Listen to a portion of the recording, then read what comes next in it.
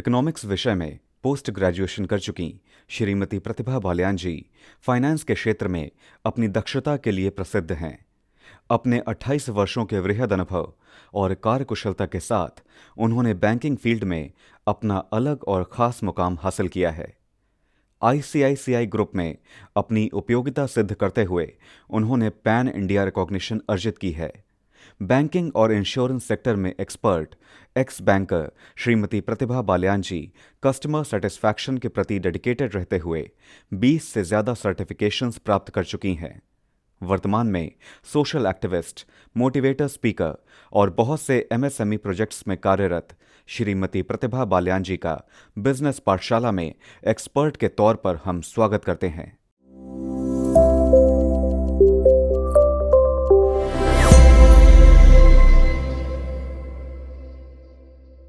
नमस्कार मित्रों, आज प्रतिभा बालियान के साथ हम सब मिलकर सीखेंगे non profit organisations funding sources.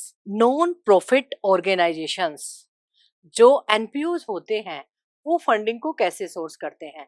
आपने सुना होगा कि कुछ ऐसे ऑर्गेनाइजेशन होते हैं, नॉन गवर्नमेंट्स ऑर्गेनाइजेशन, जो प्रॉफिट अर्न नहीं करते।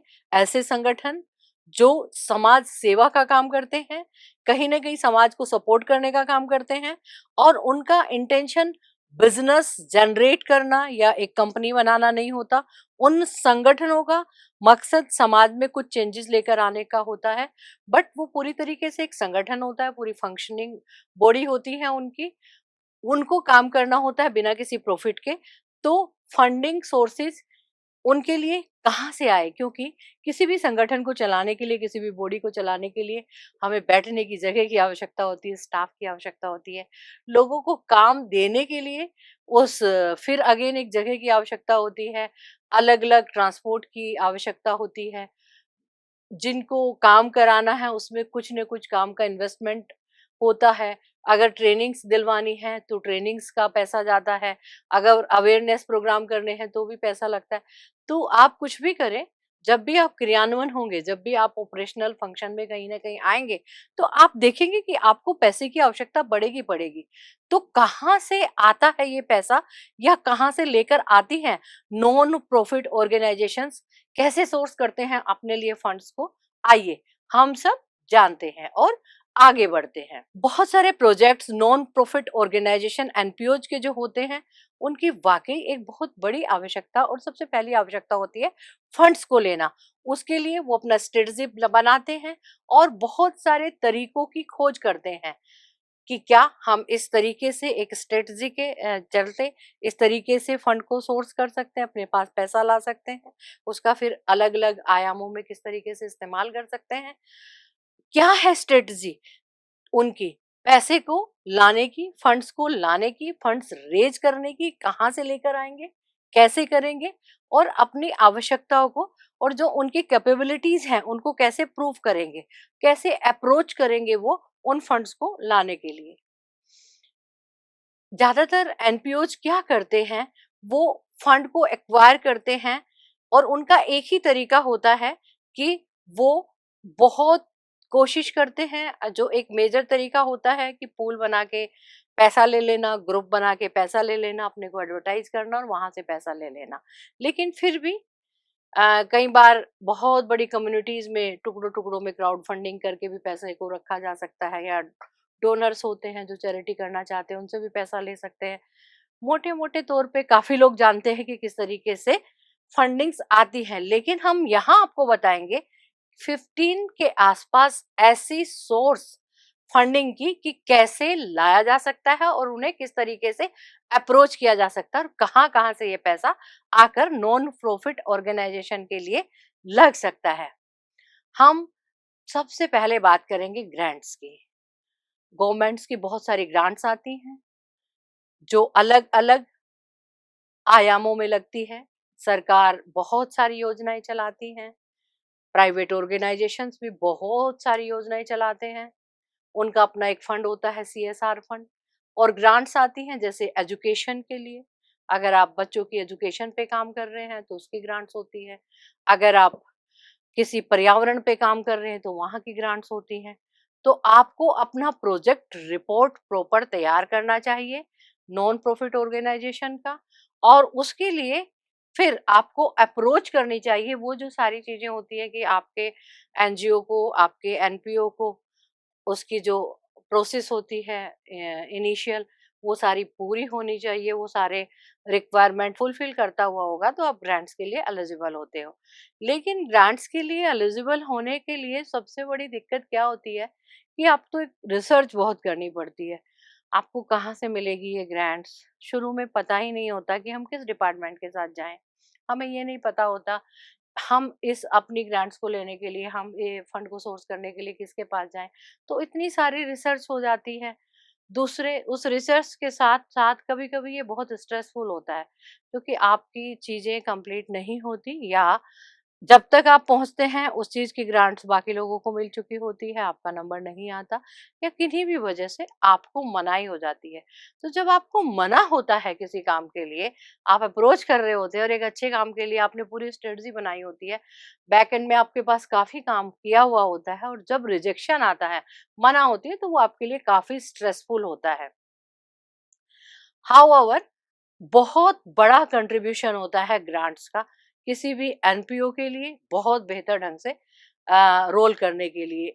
पहले कुछ सालों में जैसे कुपोषण के शिकार लोग, आपके हेल्थ को लेकर, आपकी स्वच्छता को लेके, शिक्षा को लेके, महिला उत्थान को लेके, आत्मनिर्भर भारत को लेके, रोजगार को लेके, बहुत सारी ऐसी चीजें आपको टेक्नोलॉजी को लेके, डिजिटाइजेशन को लेके, पर्यावरण को लेके, आपके जो ई वेस्ट को लेके, बहुत सारी ऐसी चीजें आई, योजनाएं आई, और उनके साथ साथ ग्रांट्स भी आई, और ग्रांट्स आके लोगों ने, आपने देखा होगा, काफी इस पर काम भी किया है। अब बात करते हैं हम इन ग्रांट्स के, जो बहुत अगर अप्लाई कर दे तो ये बहुत बड़ा कंट्रीब्यूशन तो होता ही होता है, लेकिन इनके लिए जब रिजेक्शन आता है तो इस रिजेक्शन को रोकने के लिए आपको प्लानिंग और ऑर्गेनाइजिंग प्रपोजल्स को श्योरली एक बार रिवाइज करना चाहिए कि आपको ग्रांट्स मिलेगी कि नहीं मिलेगी। एटलीस्ट आपको आपकी वजह से तो कम से कम ऐसा हो कि ग्रांट्स ना रुके। तो बेहतर है हमेशा आप अपने पेपर्स देख के, चेक करके, रिसर्च करके, प्लानिंग करके पूरे के पूरे अपने ऑर्गेनाइजिंग प्रपोजल्स को स्टेबल तरीके से लेके जाइए। हमारी एक दूसरी आती है कैश डोनेशन। ये भी बहुत एक आसान सा एक तरीका है। आपने देखा होगा कि लोग आपको ना, एनपीओज को, जो नॉन प्रॉफिट ऑर्गेनाइजेशंस होते हैं, उनको कैश देते हैं। जैसे किसी का बर्थडे हुआ तो वो चाहता है कि इस सेरेमनी को, इस सेलिब्रेशन को बुजुर्गों तक खाना खिलाए। अब जो अंडर प्रिविलेज चिल्ड्रन है उनको खाना खिलाया जाए, ऐसी जगह पे एसिड अटैकर्स हैं उनके पास जाया जाए।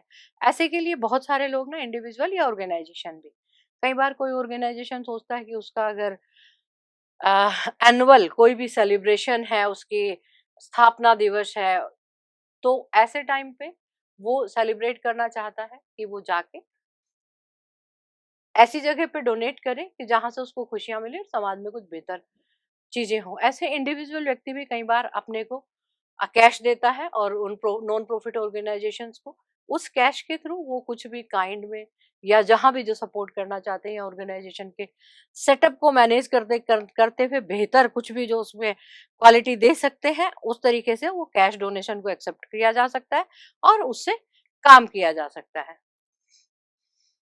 कैश डोनेशन जो होता है ये बहुत ही आसान तो होता है, क्योंकि ये फाइनल कैपिटल बनाने में हमारी मदद करता है, लेकिन वाकई इस पे रिलाई नहीं किया जा सकता, क्योंकि कभी कभी ये एंटिसिपेटेड हो जाता है, और कई बार बहुत ज्यादा आ जाता है और कई बार बिल्कुल भी नहीं आता।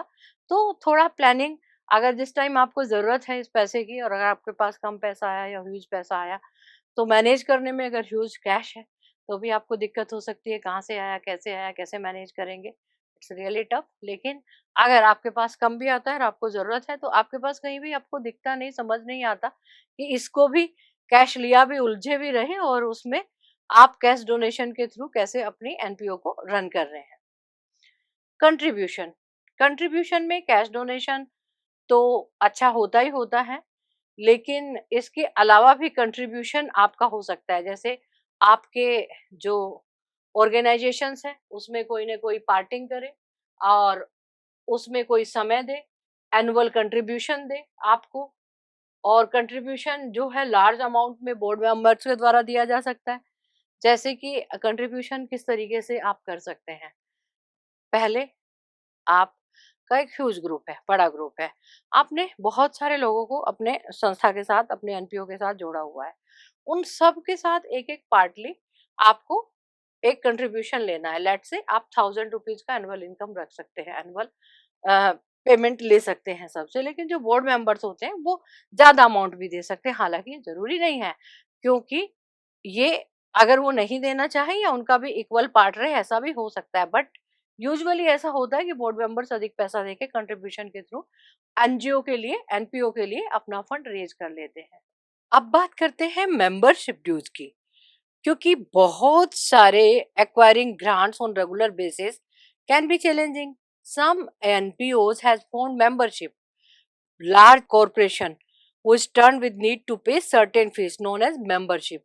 ऐसे बहुत सारे हम देखते हैं कि कॉरपोरेशन के साथ मेंबरशिप अपनी तय कर ली जाती है लार्ज नंबर्स में, और वहां से हम कंट्रीब्यूशन लेते हैं, वहां से वो एक मेंबरशिप फीस कहलाई जाती है, मेंबरशिप ड्यूज कहलाया जाता है, जो आपका हाफ ईयरली, मंथली या एनुअल होता है, जित भी अमाउंट का होता है। तो एक बहुत बड़े कॉरपोरेशन के साथ क्लब करते हुए मेंबरशिप ड्यूज जो हमारे होते हैं उसके जरिए भी बहुत सारे चलते हैं, जैसे इनरव्हील क्लब है, रोटरी क्लब है, और बहुत सारे हैं। तो इनमें सब में आपका अलग अलग पूरा पैसा जमा होता है। वो पैसा जमा होने के बाद जो मेंबरशिप फीस कहलाता है वो आपको आगे चलकर इन एनपीओ के काम के लिए सपोर्ट करता है। तो इस तरीके से भी हम फंड को सोर्स कर सकते हैं अपने एनपीओ के लिए, अपने सामाजिक संगठनों के लिए, उनके काम को, उनके दायित्वों को पूरा करने के लिए, उनके प्रोसेस को आगे बढ़ाने के लिए। ये एक अच्छा तरीका साबित हो सकता है। एक एग्जाम्पल के रूप में हम बात करते हैं, मेंबरशिप आप कहीं से भी रह के कहीं भी बना सकते हैं।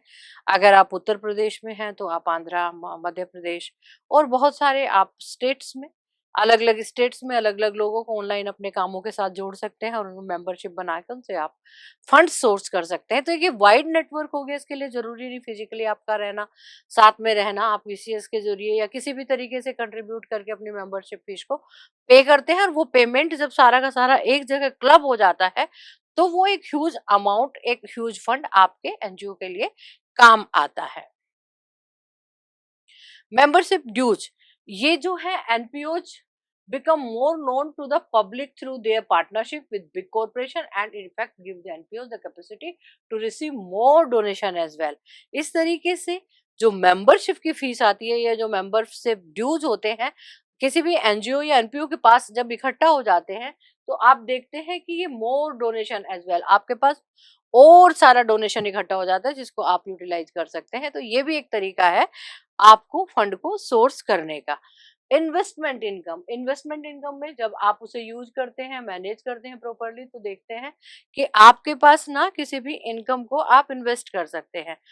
जैसे आपके पास मेंबरशिप ड्यूज आया, या आपके पास कोई भी कंट्रीब्यूशंस आया, या आपके पास जो पहले से था, आपको अभी नहीं लगाना है, इस पैसे को इकट्ठा किया आपने और इन्वेस्टमेंट कर दिया। इन्वेस्टमेंट्स आपका एफडीज में हो सकता है, किसी ऐसी कमोडिटीज में हो सकता है, किसी स्टॉक मार्केट में हो सकता है जहां से आपने पैसा गेन किया, लेकिन रिस्क कम हो ये ध्यान रखा जाए, क्योंकि ये पैसे को यूज करते हुए आपको ध्यान देना है कि आपको अपने ऑर्गेनाइजेशन के सेटअप में, उसके फंक्शन में, उसके प्रोसेस में लगाना है। तो ये बहुत इंपॉर्टेंट है आपके लिए कि इसको बहुत वाइजली आप इन्वेस्ट करेंगे और जो इन्वेस्टमेंट के थ्रू इनकम जनरेट होगी उसको आप यूटिलाइज करेंगे। तो एक ये भी तरीका है आपके एनपीओज के लिए फंड्स को सोर्स करने का, लेकिन ये रिस्की हो सकता है, इसको बहुत ध्यान देना होगा कि ये अनसेफ हो सकता है।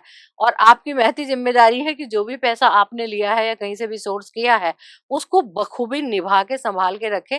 ठीक है, आपका ऑर्गेनाइजेशन नॉन प्रॉफिट ऑर्गेनाइजेशन है, लेकिन आपका जिम्मेदारी है, आपकी जवाबदेही है लोगों तक बात करने की, लोगों को समझाने की, लोगों को कहने में, समाज को बेहतरी के लिए आपने पैसा इकट्ठा किया। अगर आप लॉस में चले गए और इस पैसे को यूटिलाइज नहीं कर पाए तो देयर इज नो मीन। तो बहुत केयरफुल रहने की आवश्यकता है, लेकिन हाँ, वाइजली इन्वेस्टमेंट करने से जो इनकम आती है ये एक बहुत अच्छा तरीका है जो एनपीओज के लिए फंड को सोर्स करता है। अब हम बात करते हैं इन्वेस्टमेंट इनकम की। अगेन देखेंगे कि ये एक practice very often does not, the growing process takes really long and does not really earn a desirable amount.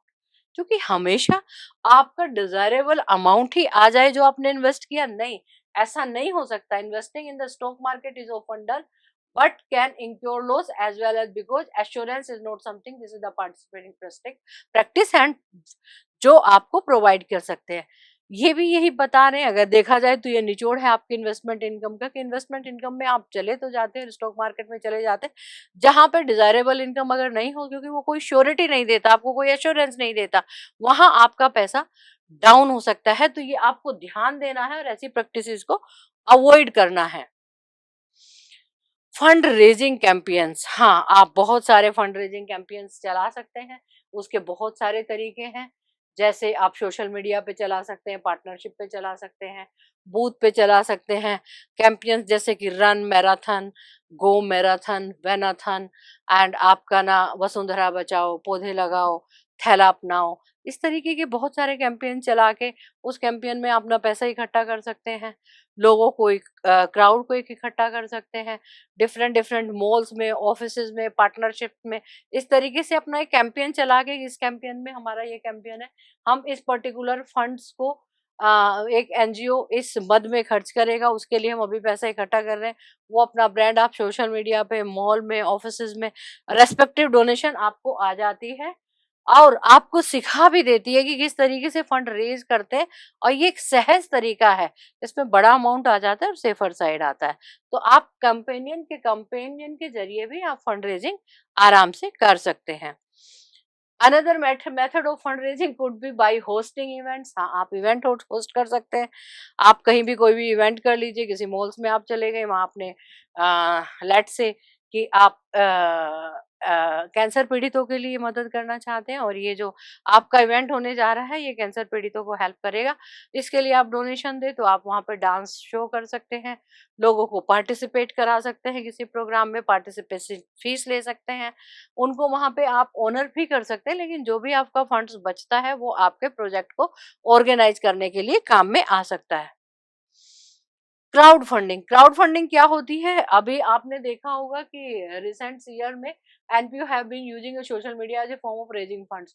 हाँ, और ये बहुत कारगर भी है, सोशल मीडिया का यूज करना बहुत कारगर है क्राउड फंडिंग के लिए, कि किस तरीके से, जैसे कि website like GoFundMe have gained popularity when users can read about NPOs, their advocacies and projects, through that they can donate funds through the internet।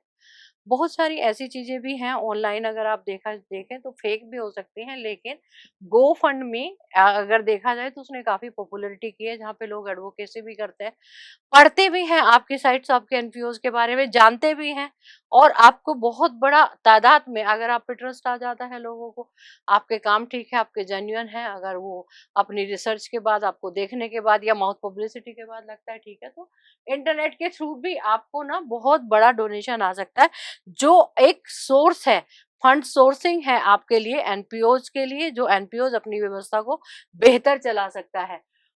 Of all the examples given, the fundraising companion, the use of social media is the method used by majority, given that it comes with little to no cost। अगर देखा जाए तो with little or no cost आएगा to the organization and yet can deliver effective results।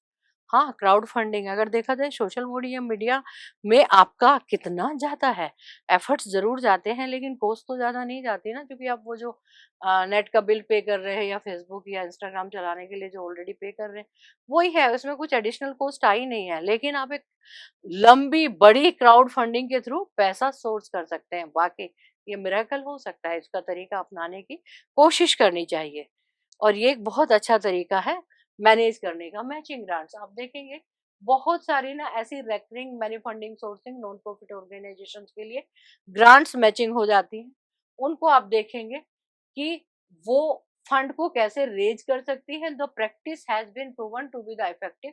Basically the grant funding agency will approve a grant if NPO can prove themselves capable to maintaining the project to be funded।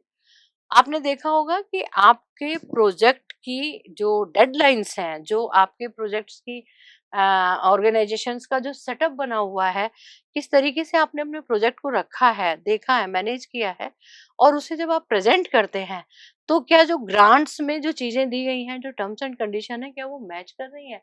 अगर वो सारी चीज़ें बहुत match कर रही हैं और उनको लगता है कि ये ग्रांट्स आपका ऑर्गेनाइजेशन, आपका एनपीओ, आपका नॉन प्रॉफिट ऑर्गेनाइजेशन वो सारी कैपेबिलिटीज को मैच करते हुए आगे बढ़ रहा है और काम कर रहा है, कम काम कर सकता है, तो आपको मैचिंग ग्रांट्स करते हुए फंड्स मिल सकते हैं। ये एक आसान तरीका है अपने प्रोजेक्ट्स को बेहतर करके दिखाने का और लॉन्ग टर्म प्रोजेक्ट को मेंटेन रखने का और कंटिन्यू मॉनिटरिंग करने का। इससे आपको सिर्फ एक बार नहीं, आगे भी कई बार फंड रेज आप कर सकते हैं, फंड सोर्स आप कर सकते हैं। देखिए, to prove themself NPO will need to the raise the same amount of the money being offered by the grant funding agency. वो कहते हैं कि अपने आप को प्रूव करने के लिए एनपीओज को आवश्यकता है same amount of money offer करने की द ग्रांट फंडिंग एजेंसीज को। This way after the initial stage of the project have been fulfilled. यह है इनिशियल जो प्रोजेक्ट की रिपोर्ट्स है उसके बाद फुलफिल करना चाहिए। There are enough funds to maintain them. This type of grants is mean for the long term project, लंबे प्रोजेक्ट के लिए ये काफी हेल्पफुल होती है। That will continuously be monitored, हमेशा ये मॉनिटर्ड भी आगे कंटिन्यूटी के साथ होती रहे, ऐसा बहुत इंपॉर्टेंट है। और ये एक अच्छा तरीका है matching grants non profit organisations के लिए फंड रेज करने का। इस तरीके से भी हम पा सकते हैं fund raise. Corporate matching programmes, corporates में बहुत सारे प्रोग्राम चलते रहते हैं, बहुत सारे इवेंट्स चलते रहते हैं, उनका सीएसआर होता है। सीएसआर के अलावा भी वो कुछ बहुत अच्छा अच्छा करना चाहते हैं, उनके इनिशिएशंस होते हैं। उन इनिशिएशंस के साथ आप अपने को जोड़िए, अपने को थोड़ा सा क्रिएटिव बनाइए और बीच बीच में उनके साथ जाइए, मिलिए, बात करिए, अपनी चीज़ों को रखिए, ऑनलाइन रखिए, प्रेजेंटेशन बेहतर रखिए और देखिए कि उनका जो पेपर्स हैं और उनकी जो रिक्वायरमेंट है, उनके जो प्रपोजल्स हैं, उनके उसमें और आप जो अप्रोच कर रहे हैं उन्हें कितनी सिमिलैरिटी है, कितना आप मैच कर पाते हैं, कितना उनके साथ चल पाते हैं और वो एक अच्छा खासा डोनेशन कंपनी आपको डोनेट करती है, same amount even more your NPO. अगर देखा जाए आपने ना वो सारे के सारे पेपर सबमिट किए हैं जो उनकी रिक्वायरमेंट है मैचिंग करते हुए, तो आपको उससे ज्यादा या उतना, कभी कभी उससे ज्यादा भी फंड्स मिल जाता है जितने की आपके एनपीओ को जरूरत है या आप अभी तक सोच रहे थे। तो this is also a good method to source the fund from corporate by matching their programs. With that is mind, it's important to inform those who make donations to inquire and submit requirement to their respective human resources department as for NPO to receive double or even more donation. Corporates में मैंने देखा है, अगर आप touch में रहते हैं तो बहुत बार वो पेपर्स का रिक्वायरमेंट करते हैं। उनके प्रोजेक्ट्स होते हैं पर्टिकुलर, अगर वो पानी पे खर्च करना चाहते हैं तो पानी पे करेंगे, अगर वो क्लीनिंग पे खर्च करना चाहते हैं तो क्लीनिंग पे करेंगे, अगर वो हेल्थ पे खर्च करना चाहते हैं तो हेल्थ पे करेंगे। इस तरीके से वो कई जगह अपना खर्च करना चाहते हैं। अगर आपके पेपर की रिक्वायरमेंट उनके साथ मैच हो जाती है तो फिर जाके दोनों की दोनों चीजें आपकी सेटलमेंट के बाद, उनके सेटिस्फाई हो जाने के बाद जो आपके पेपर की रिक्वायरमेंट है, वो आप कोई भी एनपीओ डबल और इवन उससे भी अधिक डोनेशन पा सकता है, जो इस सोर्स आपका फंड करने का एक अच्छा तरीका हो सकता है। Big corporation such as Apple, Pepsi, Johnson and Johnson are only a few of the many who participates in the kind of setups with such large corporation involved, and just a little additional efforts to consider. They should definitely be a practice done more than frequently. हालांकि कुछ बहुत बड़े जो corporates हैं वो self के भी foundation चलाते हैं, सेल्फ के फाउंडेशन में भी काम करते हैं, लेकिन फिर भी वो बाकी एनजीओज के थ्रू, बाकी एनपीओज के थ्रू भी कुछ काम दे सकते हैं, अपना कुछ फंड्स दे सकते हैं, सीएसआर फंड दे सकते हैं। क्योंकि खुद वो कितनी सारी विंग्स ओपन करें, उससे बेहतर कई बार वो किसी के साथ मिलके भी काम कर लेते हैं। तो अपनी अपॉर्चुनिटी को आपको एनकैश करते रहना चाहिए, अपने पेपर्स को चेक करा के अपने अप्रोच करते रहे लगातार, और जब मिल जाए आपको बेहतर अपॉर्चुनिटी तो देखिए कि यहाँ जैसे ही आपका एफर्ट्स कंसीडर किए जाएंगे, तो this should definitely be a practice done more than frequently. Programme service revenue, programme service revenue similar to the fund raising layman terms, ये भी प्रोग्राम सर्विस रेवेन्यू भी एक तरीके से फंड रेजिंग का तरीका ही है। This is simply a fund raising event, often this could be form of pledge, film shows, concert, parties and मोर।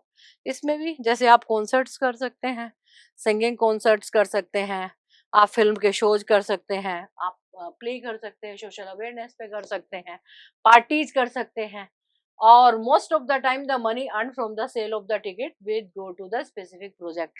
और जो भी आप ये टिकट सेल करते हैं, उस टिकट को सेल करने के बाद प्रोग्राम को निपटाने का, उसके प्रोसेस एंड फंक्शन के अलावा जितना भी पैसा बचता है वो आप उस अपने एनपीओज में लगा सकते हैं। तो this is also a way to service revenue के थ्रू भी आप अपने पैसे को मैनेज कर सकते हैं, फंड को सोर्स कर सकते हैं। और मुझे ये तरीका काफी पसंद है। इसमें काफी लोग करते हैं, often through the advertisement people are informed that an event for a cause. हाँ, एडवर्टाइजमेंट के थ्रू भी पता चल जाता है। आपने देखे होंगे कि कई बार पार्टीज होती है, आपको लगता है एक एंटरटेनमेंट पार्टी, लेकिन उस पर लिखा रहता है नीचे this is for social cause. तो सोशल कोच के लिए वो प्रोग्राम किया जाता है।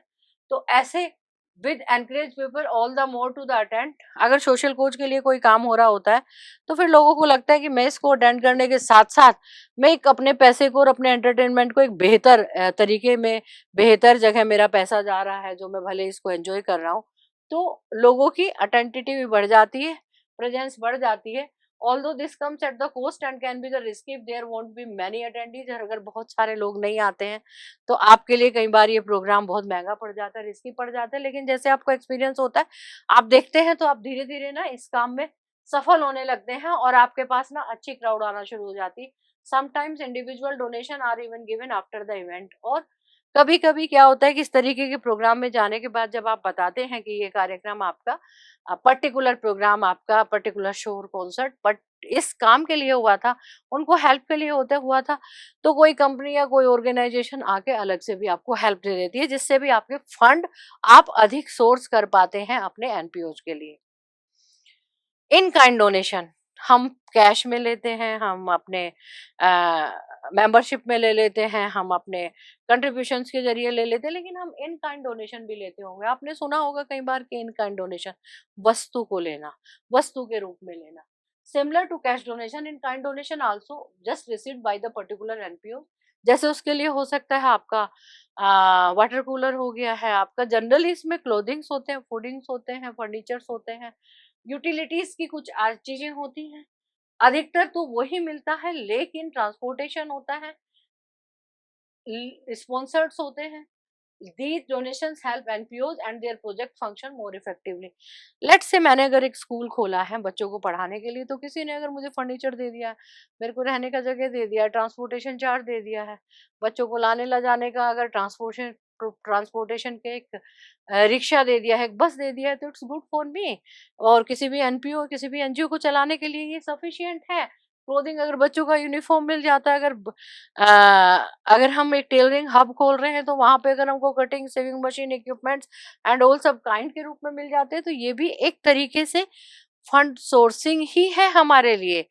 लोन फाइनेंसिंग, लोन फाइनेंसिंग कैसे होती है? Because grant receiving funds from the grant funding. क्योंकि ग्रांट कैसे रिसीव करते हैं? ग्रांट फंडिंग से एजेंसीज कैन बी चैलेंजिंग। कई बार ना ग्रांट के लिए आपको बहुत लड़ना पड़ता है, आप स्ट्रेस में आ जाते हैं, आपको नहीं मिलती। तो ये भी एक तरीका होता है कि जो फाइनेंसिंग होती है लोन की, वो आप एक कैपिटल बना सकते हैं और उससे काम शुरू कर सकते हैं।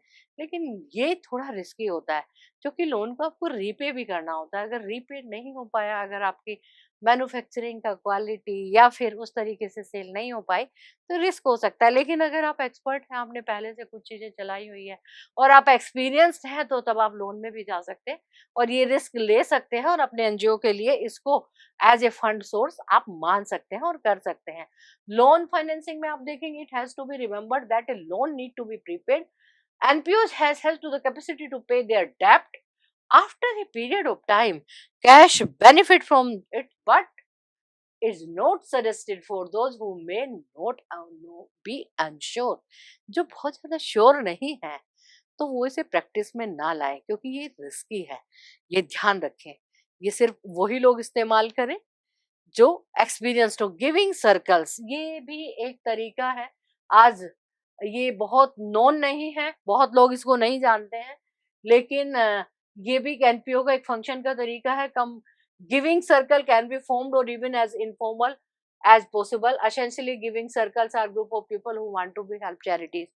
आपने लोगों से बात करते करते देखा होगा कि कुछ लोग चाहते हैं कि वो चैरिटी करें, बातों में समझ में आता है वो, या वो लोग ढूंढते हैं, तो धीरे धीरे आप एक ग्रुप तैयार कर लेते हैं, एक सर्कल तैयार कर लेते हैं जो चैरिटी करना चाहते हैं, और उनसे आप लेते हैं। Often times members would also like to get involved in instead of just providing fund, although providing funds in what may of them participates in. बल्कि कई बार क्या होता है कि जब वो चैरिटी करते हैं और आप उनको इन्फॉर्मेशन भेजते हो, रिजल्ट्स भेजते हो कि आपने इस चैरिटी का, उन्होंने जो पैसा दिया था वो यहाँ पे लगाया, या काइंड्स दी थी तो उन्होंने यहाँ पे लगाया, उन्हें खुद में खुशी होती है। वो फिर आके मैनुअली फिजिकली भी आप पार्टिसिपेट करना शुरू करते हैं, औरों से भी कराते हैं और खुद भी करना शुरू कर देते हैं, क्योंकि उनको अच्छा लगता है। हैबिट होती है गिविंग हैबिट, समाज को देने की चाहत होती है, दूसरे को खुशी देने की चाहत होती है। हालांकि गिविंग सर्कल बहुत ज्यादा नोन नहीं है, आपने देखा होगा गिविंग सर्कल्स अभी प्रैक्टिस में उतने ज्यादा नहीं है, बट ये एक इम्पोर्टेंट चीज है। अगर देखा जाए तो इस पे काम करके हम एक फंड्स को जनरेट कर सकते हैं, और वाकई इसमें कई बार ना कोई बहुत बड़ा चैरिटी करने वाला निकल जाता है, बहुत ज्यादा पैसा देने वाला निकल जाता है, और इंटरेस्ट जागृत हो जाता है उसका भी सोसाइटी को हेल्प करने के लिए। तो फिर काफी हेल्प मिलती है। ना सिर्फ फंड को सोर्स करने का एक तरीका होता है, बल्कि एक सपोर्ट सिस्टम भी हमें यहाँ पर मिल जाता है। In some giving circles members even need a minimum annual donation. इसमें हम देखते हैं कि इसमें जो वो देते हैं वो तो देते ही हैं, उसके अलावा एक एनुअल डोनेशन भी देते हैं। Although not all giving circle actually observe that practice. हालांकि सारे लोग नहीं देते, लेकिन कुछ लोगों को होता है कि मैं साल भर में इतना पैसा दूंगा ही दूंगा या दूंगी ही दूंगी। Unlike grant funding agencies, giving circles are much more difficult to search for as they are exactly publicly known. हाँ, ये तो है, जैसे ग्रांट में मेहनत पड़ती है तैसे सर्कल में भी मेहनत पड़ती है, लेकिन जो फेस जाने पहचाने होते हैं, जो चेहरे जाने पहचाने होते हैं, पब्लिकली नोन होते हैं और उनका काम अच्छा होता है, तो उन्हें इजीली मिल जाता है। लेकिन अगर नहीं है, नोन नहीं है, तो मार्केट बनाने में काफी टाइम लगता है और थोड़ा मुश्किल होता है। Unrelated business income, unrelated business income UBI comes from a variety of undertaking which is not allied with NPO's tax exemption। हाँ, जैसे टैक्स एग्जम्पशंस की होती हैं कि आपको टैक्स की छूट चाहिए तो आप पैसा डिपॉजिट करते हो 80G, लाइक 12AA। इन सब में example of the would be the sponsorship and advertising among there UBI। और कुछ लोग इनकी स्पॉन्सरशिप और एडवर्टाइजिंग में भी आपका जो ये अनरिलेटेड बिजनेस इनकम है, इसको एडवर्टाइज करके भी फंड को सोर्स किया जा सकता है। This is usually something NPO generally receive given the form of business they are at। Since they are exempted from the taxes, refunds are quite commonly received by NPOs। हाँ, अगर वो tax exempted है तो refunds जो होते हैं commonly receive by NPOs. Corporate matchings programs में हम देखते हैं कि कॉर्पोरेट्स में बहुत सारे, जैसे एयरटेल है, जैसे वोडाफोन है, जैसे इंश्योरेंस कंपनीज हैं, आप इनके एचआर से मिलिए। एचआर से मिलके बहुत सारी ऐसी चीज़ों के बारे में ये गिफ्ट ऑफर करते हैं। जब अपने लोगों को देते हैं, अपने एम्प्लॉयज को एम्पावर करने के लिए, तो ये बाहर भी एक बिग बड़े लेवल पे ना, हाँ, स्पेशली बैंक्स हैं, एसबीआई बैंक्स हैं, तो सिडबी है, बहुत सारे ऐसे बैंक्स होंगे, बहुत सारी इंश्योरेंस कंपनीज होंगी, बहुत सारे प्राइवेट ऑर्गेनाइजेशंस होंगे, रियल एस्टेट्स की बहुत सारी कंपनी है कि जो चाहती हैं जिस तरीके से कि अगर उनको मीट आउट कर दें आप, अगर उनकी सारी रिक्वायरमेंट्स को पेपर पे एक एक प्रपोजल बना के, तो उनके एचआर डिपार्टमेंट से मिलना होता है। लेट्स से एक एग्जांपल है कि आपको किसी स्कूल में फर्नीचर डोनेट कराना है, या फिर आपको अपने एनजीओ के थ्रू जहाँ पे डार्क है वहाँ पे इलेक्ट्रिसिटी मैनेज करानी है। उस इलेक्ट्रिसिटी मैनेज कराने के साथ साथ आपको, आपने नगर निगम से इलेक्ट्रिसिटी को मैनेज कराया, लेकिन और कुछ व्यवस्था, थोड़ा सा फंड्स आपने देखा कि अंधेरी गलियों में आपने किसी कंपनी और कॉर्पोरेट से भी लिया, तो वहाँ का आप उनका एडवर्टाइज करेंगे, उनका बैनर लगाएंगे, उनका नाम होगा, जिससे उन्हें हेल्प मिलेगी। इसी तरीके से जब आप प्लांटेशन करते हैं, अगर आप एनवायरनमेंट के लिए काम कर रहे हैं, तो आप सड़कों पे प्लांट्स लगाते हैं। बहुत सारे प्लांट्स आपने दूर दूर तक लगाए और देखा कि उन पर जो एडवर्टाइजिंग है, जो बैनर है, वो आप प्रमोट कर रहे हैं पर्टिकुलर कॉर्पोरेट्स को, उनके साथ आपकी फुलफिलमेंट हो रही है, रिक्वायरमेंट्स जो उनकी जरूरत थी और आप उसे कर पा रहे हो, उनका नाम कर रहे हो, तो इस तरीके से आपको ना फंड्स मिलने की बहुत ज्यादा चांसेस हो जाते हैं और आपके एनपीओज को फंड मिलता है। और आपको पेपर वर्क अगर आपका अच्छा है तो कंपनी आपको डोनेट करती है और आपको कई बार ना सेम अमाउंट जितनी जितनी आपकी आवश्यकता है वो उससे भी अधिक मिल जाता है। आप देखेंगे गर्मियों में जगह जगह पर जो जल की व्यवस्था होती है, अभी तो स्कूल्स में, छोटे स्कूल्स में या कहीं जनरल पब्लिक प्लेसेस पर ना पानी की व्यवस्था अगर गर्मियों में देखा जाए तो वो आपके अलग अलग कॉर्पोरेट्स करते हैं, उस पर उसका नाम एडवर्टाइज करते हैं, बस जरूरत होती है वहां तक पहुंचने की, करने की और कराने की। और साथ में हम देखते हैं इनके अलावा कॉर्पोरेट्स मैचिंग प्रोग्राम्स के अलावा, जैसे आपका ना इनका एक सेटअप होता है कंप्लीट, जैसे जॉनसन जॉनसन का है, एप्पल का है, पेप्सी का है। इन कंपनीज के साथ अगर ये मेडिसिन डिस्ट्रीब्यूशन का काम करती है, वैक्सीनेशन का काम करती है, कई बार हाइजीन का काम करती हैं, कई बार कुछ हॉस्पिटल्स ऐसा काम करते हैं, जो कॉर्पोरेट चेन्स हैं वो भी ऐसा काम करते हैं। तो अगर आप उनके साथ मिलके, लेट से उनका स्टाफ और आपका स्टाफ मिलके अगर वर्कआउट कर लेता है और बेहतर आप प्रेजेंटेशन कर पाते हो, तो एक ह्यूज अमाउंट में आपको मिलना शुरू हो जाता है फंड, जो सिर्फ एक बार नहीं मिलता बल्कि फ्रीक्वेंटली मिलता है। अगर आप प्रैक्टिस करते हैं तो एक बार वो आपके साथ आ गए तो अगले साल भी आपके साथ ही आएंगे, फिर अगले साल भी आपके साथ ही जाएंगे और वो लगातार उस प्रैक्टिस में जाते रहते हैं, करते रहते हैं। उनके भी सीएसआर होते हैं, जो सीएसआर आपके थ्रू उनके फुलफिल होते रहते हैं। आप बात करें कि जैसे आंखें बनवाने का काम, नेत्रदान वाला काम, अगर आप बात करें तो हेल्थ चेकअप्स का काम, शुगर डायबिटीज का काम, योगा सेंटर्स का काम। कई सारे लोग योगा सेंटर्स बहुत ओपन कराते हैं, उनके सारे इक्विपमेंट्स भी कंपनीज देती हैं, कॉर्पोरेट देती हैं, लेकिन हेल्थ का काम आप कर रहे होते हो, आप करा रहे होते हो। इस तरीके से लेट से बहुत सारे एग्जांपल्स के बीच में आप देखेंगे कि फंड सोर्स किए जा सकते हैं और मैनेज किए जा सकते हैं। एक तरीका और होता है प्रोग्राम सर्विस रेवेन्यू। आपने देखा होगा कि अलग अलग संस्कृति पे अलग अलग लोग काम करते हैं, इवेंट्स करते हैं, स्पेशली फीमेल्स बहुत सारे ऐसे इवेंट्स करती हैं कि जिसमें अभी असम, अभी तमिल, अभी उत्तर प्रदेश, अभी मध्य प्रदेश, तो कभी उड़ीसा की ड्रेस पर काम हो रहा होता है, उनकी संस्कृति पे काम हो रहा होता है, उसके लिए वो टिकट सेल करते हैं। आप देखते होंगे कि बहुत सारे जो रूरल एरिया के लोक नृत्य, लोक संगीत पे काम हो रहा होता है, जगह जगह से लोगों को लाया जाता है और लाने के बाद उनको एंट्री, अपना प्रेजेंटेशन देने के लिए भी पहले एक एंट्री फीस ली जाती है, प्लस वो प्रोग्राम होने के बाद जो टिकट सेल होती है तो वो टिकट सेल की भी एक प्रॉफिट एरिया होता है। इसी तरीके से बड़े बड़े कॉन्सर्ट कर सकते हैं हम लोग, सिंगिंग के, डांसिंग के, उसके लिए सरकारी जगहों से जगह लेकर अपने प्रोग्राम्स को किया जा सकता है, स्पॉन्सर्स को लिया जा सकता है। स्पॉन्सर्स होने के साथ साथ आपके खर्चे कम आएंगे और जो आपकी टिकट सेल होगी उस टिकट के जरिए आप बहुत सारे कामों को कर सकते हैं। आप जगह जगह पे स्किट तैयार कर सकते हैं, आप अपने साथ ऐसे लोगों को रख सकते हैं स्किट में जो आपके नए कलाकार हो, जिन्हें एक चांस चाहिए हो, जो आपसे पेमेंट ना लेते हो, लेकिन अवेयरनेस के लिए, एक तो अवेयरनेस हो गया, दूसरे प्रोग्राम करने के बाद आपने जो टिकट सेल की है वो टिकट भी आपको जो भी गई, जो जितना खर्च हुआ मिनिमम, उसके बाद जो आपको पैसा बचा वो आपके काम आ सकता है। तो इस तरीके से प्रोग्राम सर्विस रेवेन्यू, आपने देखा होगा कई बार ना पूरे पूरे बड़े प्रोग्राम हमारे बहुत बड़े बड़े प्रोग्राम, बहुत बड़े सिंगर आके, बहुत बड़े एक्टर आके प्रोग्राम करके चले जाते हैं और वो एक भी पैसा नहीं लेते, जबकि उनकी एक टिकट बहुत महंगी होती है। वो पूरा का पूरा अपना वो एक प्रोग्राम दे जाते हैं नाम किसी के, कर जाते हैं नाम किसी के, तो वो जो पैसा होता है, वो जो फंड होता है, जो टिकट सेलिंग का फंड होता है, ह्यूज फंड होता है, उसे आप इन्वेस्ट भी कर सकते हो और उसी से अपने पूरे फंक्शन भी चला सकते हो और बहुत लार्ज लेवल पर ये प्रोग्राम आपके लिए एक सक्सेस का कारण बन सकता है। आप देखेंगे कि often through the advertisement people are inform that the event for a cause.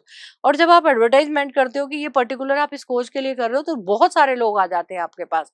और कुछ लोग जो नहीं भी आने होते हैं प्रोग्राम में, वो सिर्फ कोच की वजह से आ जाते हैं कि उनको लगता है हम जाएंगे तो हमारा पैसा कहीं एक अच्छी जगह पर जाएगा।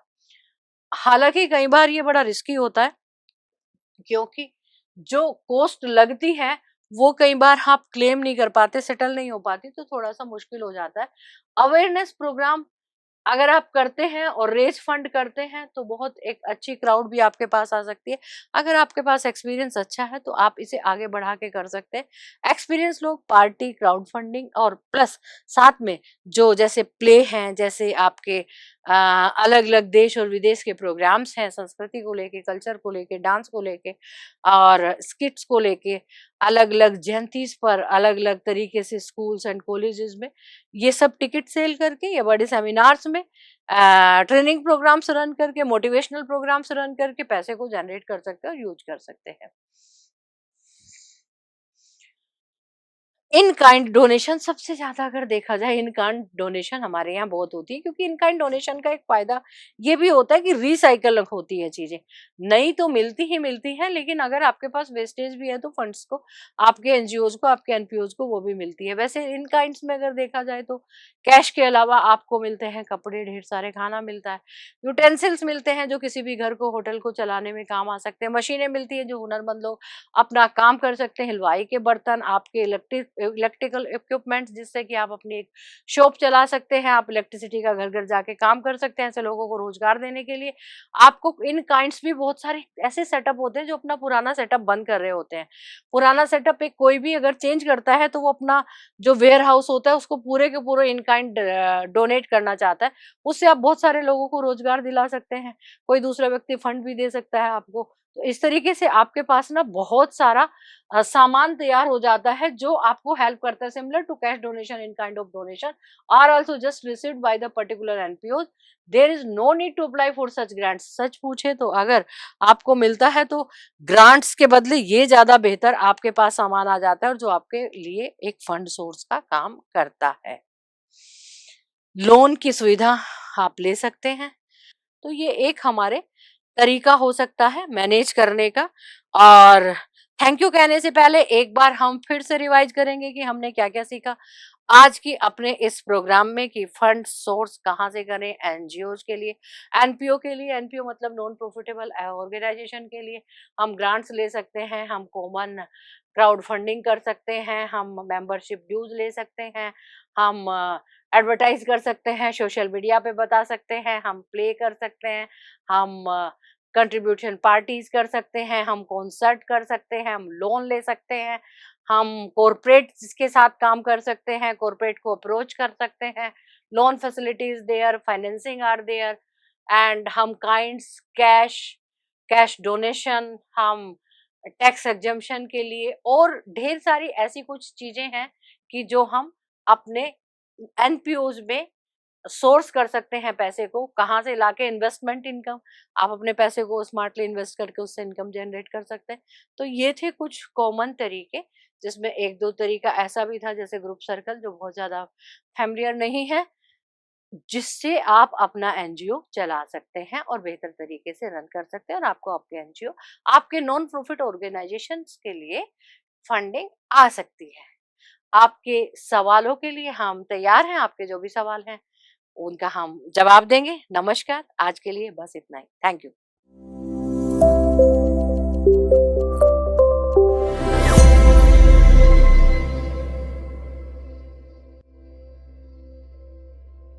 बिजनेस पाठशाला आपके लिए